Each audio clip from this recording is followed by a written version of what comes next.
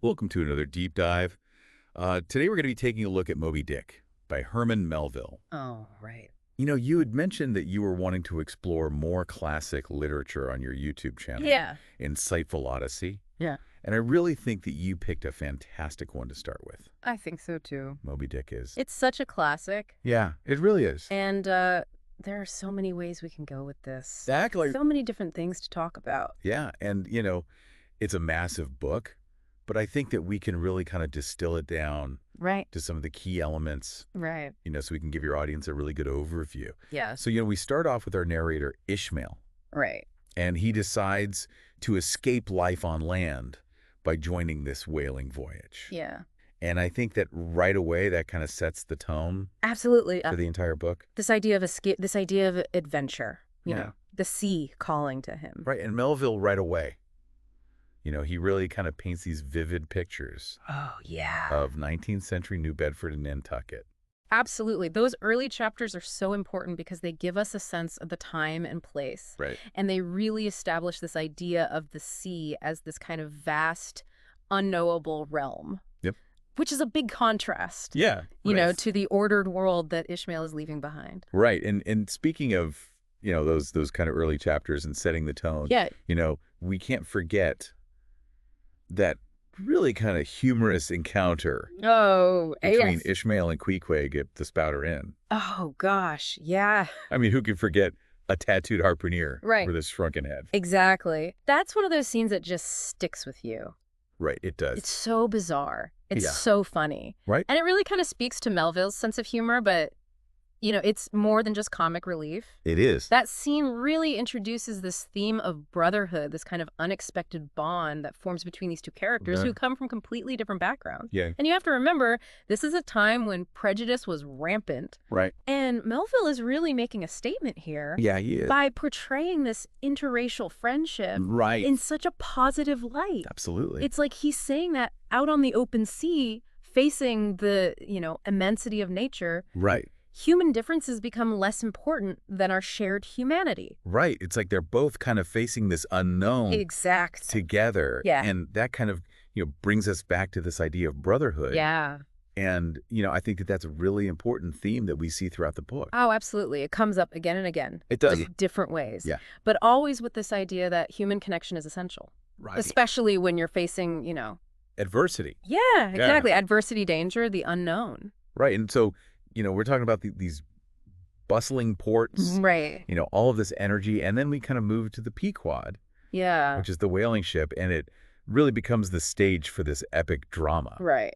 And at the helm, of course, we have the enigmatic Captain Ahab. Yeah, he is such a... Oh, he's fascinating. He's fascinating. He's Yeah, terrifying. right. He's driven. Yeah, you almost get the sense that he's possessed He is possessed. by this monomania, this single-minded obsession Right. with hunting down Moby Dick, The white whale. the white whale that took his leg. Right. And I think it's really interesting how Melville doesn't reveal Ahab's full story right away. Right. He kind of doles it out in pieces. He does. He shrouds him in mystery, and I Yeah. think that makes him even more compelling. It does. And it makes you wonder right from the start. Right. What happened? Exactly. What happened to this man? What made him this Yeah. way? How did he lose his leg? Right. And so we see these symbols of his Yeah. trauma. Yeah. The scarred bodies. That ivory leg. Right. Constant reminders of this encounter with Moby Dick Exactly. that fuels his rage. Right. And I think that scene where he nails the doubloon to the mast, Oh, yeah. and he's promising a reward to the first man who spots Moby Dick. Right. It's just so powerful. It's like he's welding the crew to his will, Right. uniting them in this quest for vengeance. Right. And at that point, they're kind of all bound together. They are. They're all in it together, whether they like it or not. Right. And it's like Ahab himself. Hmm. He's What do you think about that? he's almost a force of nature himself at that point. He is. His human will is pitted against this vast and different power of the sea. Exactly. And that kind of brings us to, I think, the heart of this story, Okay. which is the white whale Moby Dick. Yeah. He's more than just an animal. Right. He's a symbol. He is. And there's so many different interpretations. You are. Some people, What do you think he represents? well, you could say that he represents just the power of nature. Right. The unknowable depths of the ocean. Exactly. This force that we can't control. And some critics even see him as a symbol of God. Yeah. This unfathomable force that humans dare to challenge. Right. And then, others interpret him as fate itself. Right. This inescapable destiny. Right. That Ahab refuses to accept. Right. And it's so interesting to me how Melville dedicates entire chapters I know, it's to amazing. the natural history of whales. It is. He goes into such detail about their anatomy, their behavior. Right. And it's almost like he's trying to teach us something. It's like he's trying to show us the immensity of creation. Yeah. And remind us of how little we truly comprehend. Right. And how little we can actually control. Exactly. And I think those chapters also highlight another major theme, Okay. which is humanity's struggle against nature. Right. Which we see throughout the book. All the time. We see these whale hunts. Right. And they're so brutal. Oh, yeah. He describes them in such vivid detail. Yeah, it's not romanticized at all. Not at all. It's very... He's showing us the raw, primal nature of this industry. Right. The violence that's inherent in humanity's relationship with nature. Yeah, and I think that kind of brutality, Right. it really serves a purpose. What do you think? Well, I think it forces us to really confront the consequences of our actions. Right. The cost of ambition Yeah. and the potential for destruction Right. when we try to, dominate nature. Absolutely. I mean, look at what happens to Ahab. Right. He tries to dominate nature, and it destroys him. It does. And it destroys everyone around him. It does. And speaking of, the people around him, Right. The crew. the crew. This diverse group of individuals. Yeah, they represent a microcosm of humanity in a way. They do. They really do. And I think that's one of the things that makes Moby Dick so compelling, Right. is that we can see ourselves in these characters. Absolutely. And, you've got Starbuck, the first mate, Right. who's trying to reason with Ahab. Yeah. He's the voice of caution and reason. Right. He understands the power of the sea He does. and the futility of trying to control it. Yeah. He's the one who says, Ahab, you're going too far. Right. And you have to wonder, does he say that just because he knows that it's dangerous? Or is it because he is accepting a fate? Right. That's a good question. I think it's probably a bit of both. Yeah. He understands the danger, Right. but he also seems to have this sense of acceptance Right. that what will be, will be. And yet even Starbuck gets caught up He does. in Ahab's obsession. Yeah, So it really shows you how strong of a personality Ahab has. it does. It shows the power of a charismatic leader, Right. even when that leader is leading them down a dangerous path. Right. And then you have the three harpooneers. Yeah, Queequeg, Tashtego, and Dagu. And each of them kind of represents a different... Culture and background. Right. Queequeg is the Polynesian harpooner. Right. Tashtego is the Native American. Right. And Dagu is the African. And they all come together. They do. They Yeah. work together. Yeah. They form this bond. And it's almost like Melville is saying. What do you think? Well, regardless of your background, Right. we're all in this together. We are. We're all part of this human experience. Right. And we all face The same dangers. Yeah. The same challenges. the same fate. Yeah. And we all have the capacity for both good and evil. Right. And we can't forget Pip, the The young African-American cabin boy. His story is just heartbreaking. It is. He's the most vulnerable member of the crew. Right. And his descent into madness after being abandoned at sea Right. is just a stark reminder of the human cost of Ahab's obsession. It really is. He's a victim Right. of Ahab's relentless pursuit of revenge. Right. And I think that, Pip's story really raises some important questions. What kinds of questions? Well, about responsibility and the consequences of our actions. Yeah, those are definitely questions that Melville is asking us to consider. Right. I mean, to what extent are we responsible Right. for the well-being of others? Exactly. And what are the consequences Right. when we let our own ambitions Right. blind us to the needs of those around us? Right. Those are big questions. They are. And I don't think there are any easy answers. I don't either, but, I think that that's what makes Moby Dick such a powerful and enduring book. I agree. It stays with you long after you finish reading it. It does. Because it forces you to think about these questions. Yeah. It challenges us to confront the darkness within ourselves. Right. And to consider the consequences of our actions. Exactly. And I think that that's something that we can all benefit from. Absolutely. I mean, who hasn't been tempted by obsession? Right. Who hasn't been blinded by rage or revenge? Exactly. Yeah. And so I think that Moby Dick is a cautionary tale I think so too. as much as it is an adventure story. Yeah. It's a story about the dangers of unchecked ambition, Right. the destructive power of obsession. Right, and the importance of human connection. Absolutely. And I think it's a story that's as relevant today It is. as it was when it was written. Because these are timeless themes. They are. They're universal. Right. And I think that, as we continue to explore Moby Dick, Yeah. we're going to see these themes play out Right. in different ways. And I think we're going to gain a deeper understanding Right. of what Melville was trying to say. And of ourselves. Exactly. So I'm really excited to continue this deep dive. Me too. It's going to be an adventure. It is. Just like the voyage of the Pequod. Exactly. And just like your insightful Odyssey. Yeah. I think that, this is a perfect book to kind of kick off It is. this exploration of classic literature. It's a great choice. And I think your audience is really going to enjoy it. I think so too. It's a book that has something for everyone, Yeah. whether you're interested in adventure, psychology, philosophy, history. It's all there. It's all there, and Yeah. it's all beautifully written. Right. So, yeah, I'm excited to see what you do with it. Yeah, I think it's going to be great. And I'm sure your audience will appreciate the insights. I hope so. I have no doubt. All right, well, let's take a break. Okay. And we'll come back and we'll talk some more about Moby Dick. Sounds good.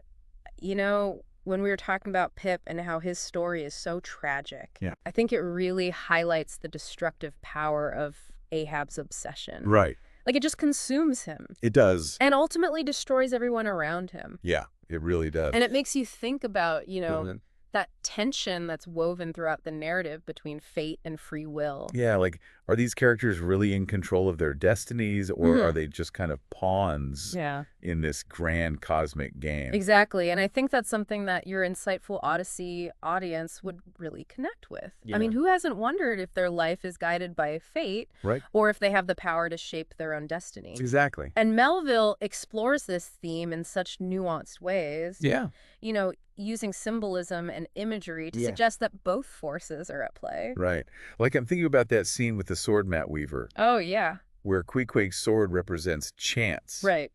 And the fixed warp threads Yeah. symbolize this kind of unyielding nature of fate. It's like he's saying life is a tapestry, woven from both choice and circumstance. Right. And that scene always stuck with me Yeah. because you think about Ahab and his defiance of omens Right.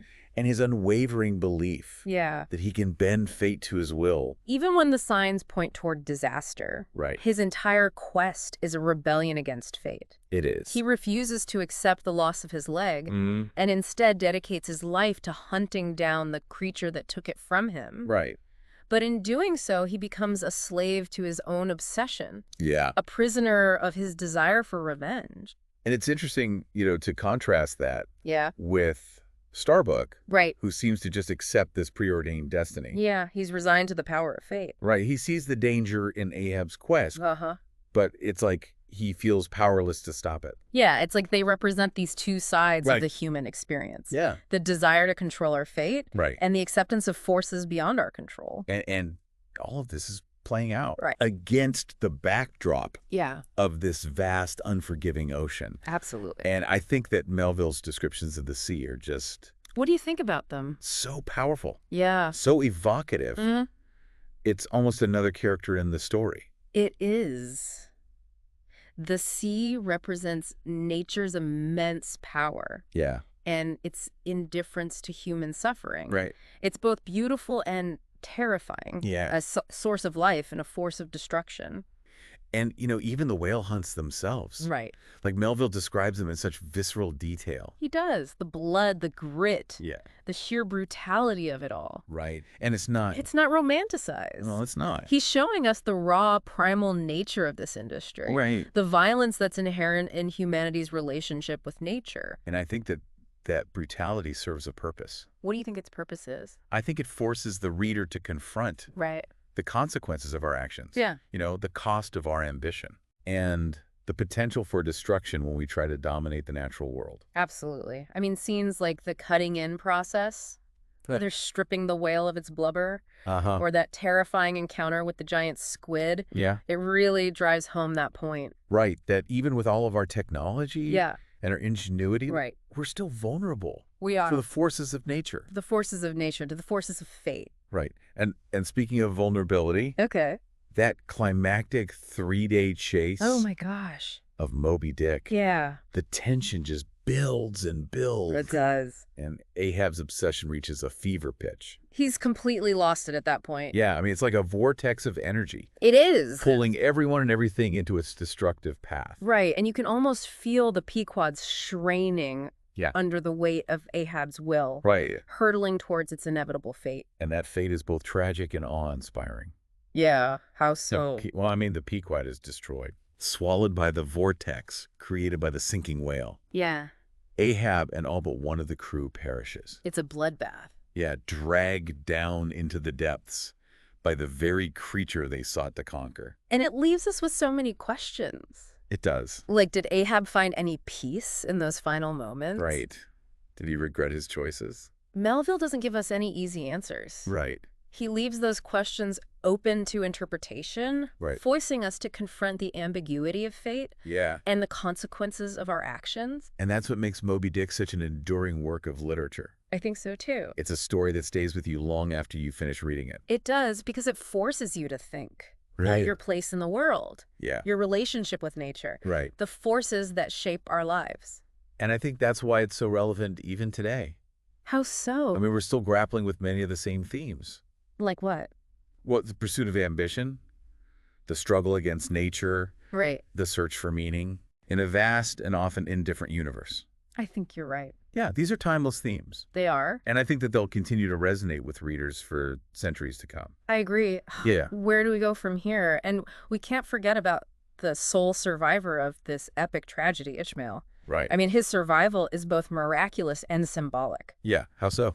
Well, he clings to Queequeg's coffin, which represents the enduring power of friendship and the importance of human connection in the face of overwhelming loss. Yeah, and it's also a reminder that, stories have the power to preserve memory. And transcend even the most devastating events. Absolutely. Ishmael lives to tell the tale.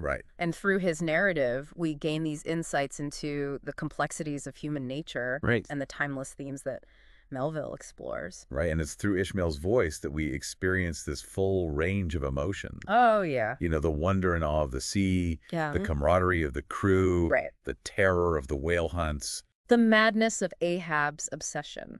And ultimately the tragedy of their shared fate. And it's interesting to think about Moby Dick's initial reception. It wasn't an immediate success, was it? No, it wasn't. I mean, it received mixed reviews when it was first published. Yeah, some critics found it too sprawling, too philosophical, too different from the popular novels of the time. But over time, it's come to be recognized as one of the greatest American novels. It has. Why do you think that is? Well, I think it's because Moby Dick speaks to something deep within the human spirit. It grapples with these universal themes of ambition, revenge, fate, our relationship with the natural world. It asks these profound questions about the meaning of life and the limits of human understanding. And it does so in such a rich and complex way. It does. The characters are unforgettable. They are. The language is both beautiful and challenging. And the story itself is epic in scope. Yeah, it really is. It's a book that demands to be reread. It does. And reinterpreted, revealing new layers of meaning with each encounter. And I think that makes it a perfect choice for your YouTube channel. Oh, yeah. How so? Well, you could connect the themes of Moby Dick to contemporary issues. Like what? Like climate change. The dangers of unchecked ambition. Yeah. The search for meaning in a world that often feels chaotic and unpredictable. I like that. And you could explore the symbolism of the white whale, the psychological complexities of Captain Ahab, or the different interpretations of fate and free will that Melville presents. There's just so much to unpack. There is. And I think that your audience would be fascinated to kind of delve into these depths with you. I think so too. And, don't be afraid to get creative. Use visuals, music, or even animation to bring the story to life. Make it even more engaging for your viewers. It's been a pleasure diving into Moby Dick with you today. Likewise. It's reminding me why I love this book and why it continues to resonate with readers centuries after it was written. It's a book that never gets old. And to our listeners, we encourage you to embark on your own voyage through Moby Dick. Absolutely. It's a journey that will stay with you long after you've reached the final page. It will. And for those of you who are eager to explore more fascinating realms of knowledge and imagination, Yes. be sure to subscribe to Insightful Odyssey. Great channel. Yeah, it promises to be a channel that will ignite your curiosity It will. and deepen your understanding of the world around us. Absolutely. So thanks for joining us on this deep dive, It's been a pleasure. and we'll see you next time. See you later.